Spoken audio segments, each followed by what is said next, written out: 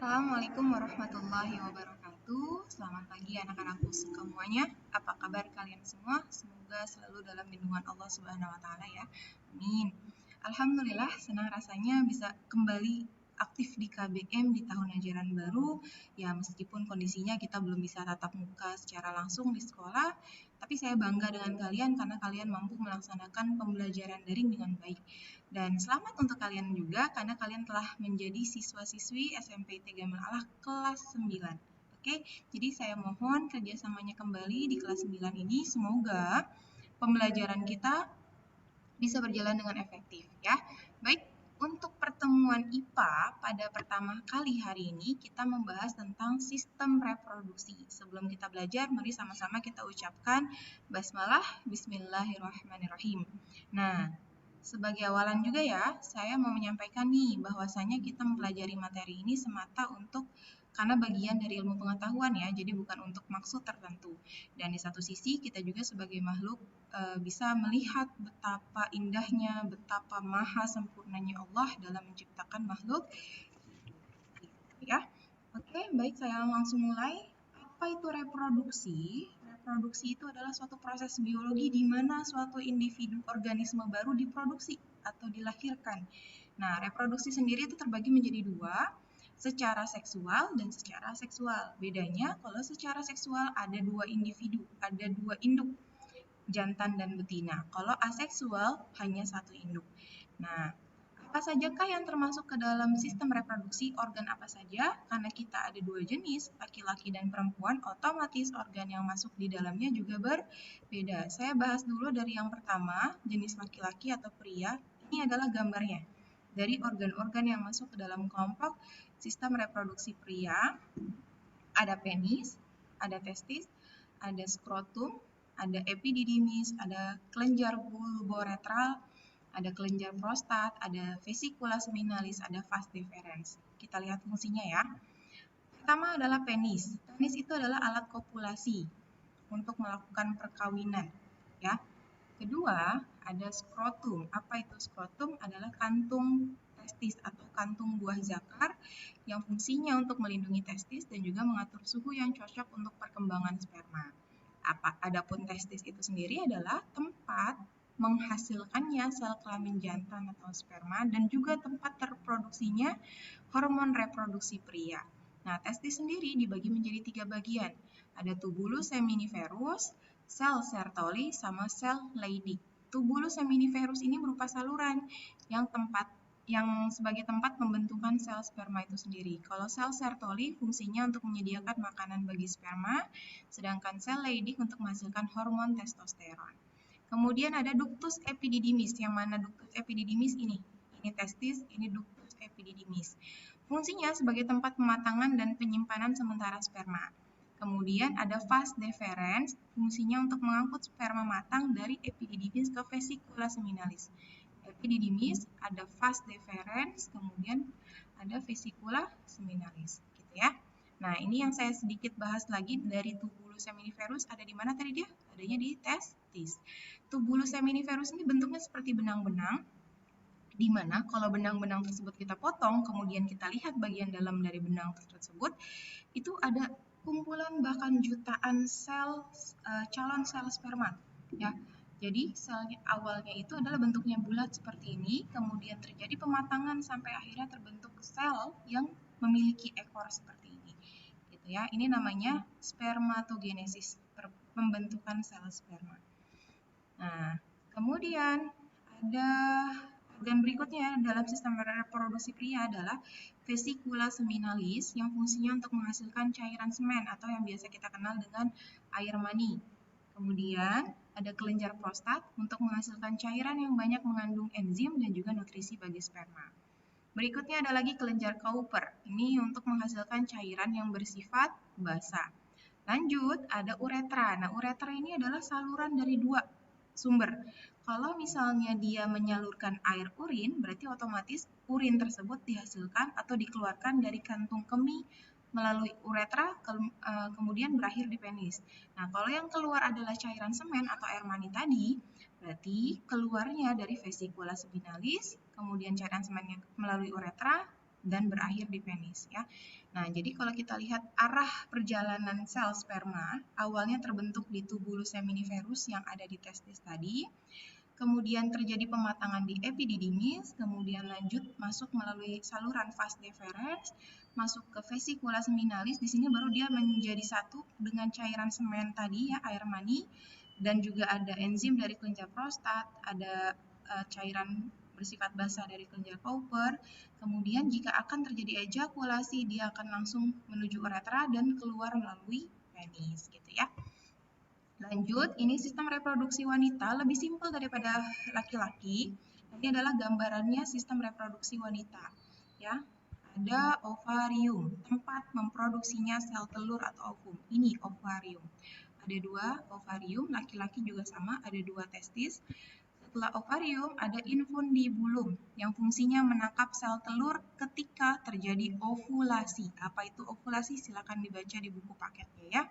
Ovarium menghasilkan ovum, kemudian ovulasi keluar dari ovarium, ovumnya ditangkap oleh infundibulum. Ini infundibulumnya ya.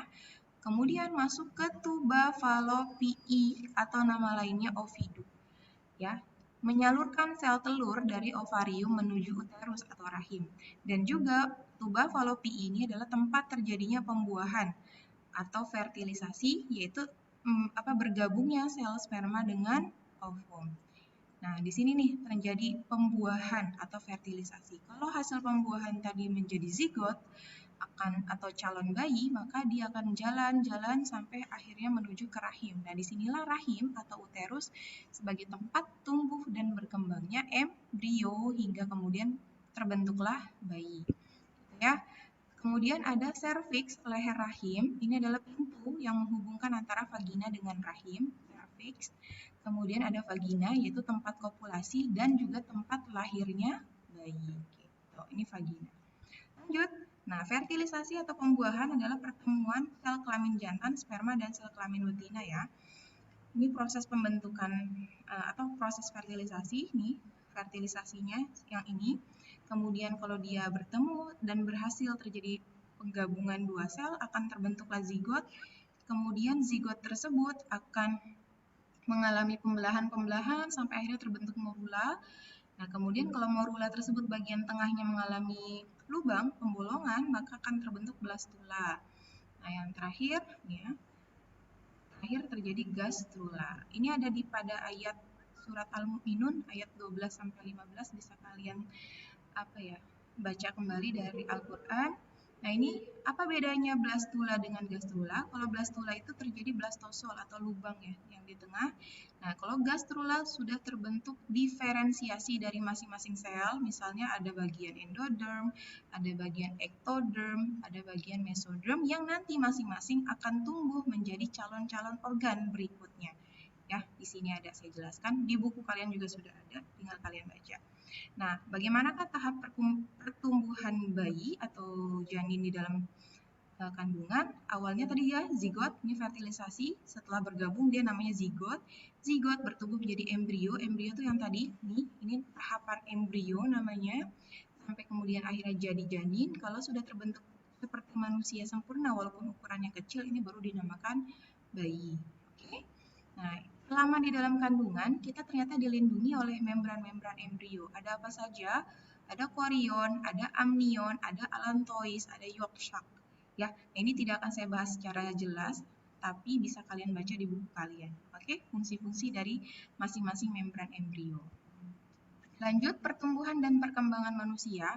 Ingat, saya pernah menjelaskan waktu kelas 7 apa beda tumbuh dan berkembang. Kalau tumbuh artinya dapat terukur dengan melihat tinggi dan berat badan dari balita, kemudian anak-anak, kemudian menuju remaja, dewasa hingga akhirnya tua, itu artinya pertumbuhan. Nah, kalau perkembangan artinya pendewasaan pada organ-organ reproduksi dan biasa ditandai dengan ciri-ciri pubertas gitu ya. Pada pubertas, pada anak perempuan dan anak laki-laki tentunya berbeda. Ini sudah kalian pelajari waktu SD, bisa kalian baca lagi di rumah. Ya, saya lanjut. Berikutnya adalah siklus menstruasi. Nah, menstruasi itu apa sih? Merupakan proses pelepasan dinding rahim endometrium yang disertai dengan perdarahan dan terjadinya secara berulang setiap bulan, kecuali pada saat kehamilan. Artinya kalau wanita tersebut hamil, otomatis menstruasinya stop. Menstruasi yang berulang setiap bulan tersebut tujuannya untuk membentuk atau mempersiapkan rahim untuk apabila terjadi fertilisasi. Kalau tidak terjadi fertilisasi, otomatis rahim yang sudah menebal tadi akan luruh atau akan terjadi perdarahan tadi yang saya bilang. Nah, siklus menstruasi ini umumnya rentang normalnya adalah 28 hari. Tapi ada juga wanita yang mengalaminya selama 21 hari siklus atau 40 hari siklus. Kalau kurang atau lebih dari normal, mungkin bisa dikonsultasikan dengan yang ahlinya. Kayak gitu ya. Apa sajakah fase siklus menstruasi? Sebenarnya kalau dibagi bisa menjadi 4 fase. Lebih mudahnya seperti ini. Hari pertama pada siklus menstruasi itu dihitung pada hari pertama kali seorang wanita itu haid atau menstruasi atau keluar darah. Itu dihitung sebagai hari pertama sampai biasanya haid itu berlangsung antara 5 sampai 7 hari ya. Kemudian ini adalah fase menstruasi, fase perdarahan tadi, keluar darah. Ketika sudah mulai sedikit darahnya keluar dan akhirnya mengering dan tidak ada darah lagi yang keluar, nah ini baru masuk ke fase yang kedua, yaitu fase folikuler atau fase reparasi. Nah, di sini si endometrium atau dinding rahim tadi mulai pelan-pelan mengalami penebalan kembali. Nah, di sini pun ovum sudah mulai akan mengeluarkan ovarium akan mengeluarkan ovum yang baru gitu ya, akan mengeluarkan ovum yang untuk siklus haid yang berikutnya.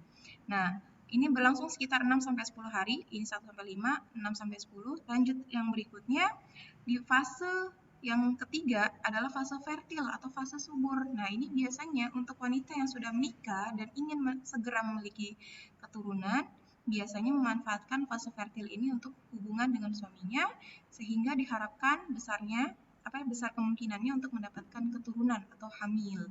Nah, fase fertil ini disinilah terjadi ovulasi. Nah, ovulasi ini adalah keluarnya ovum tadi menuju ke tuba falopii. Nah, kalau terjadi fertilisasi, otomatis wanita tersebut hamil. Kalau tidak, karena misalnya belum menikah atau bagaimana, akan lanjut ke fase yang berikutnya, yaitu fase luteal.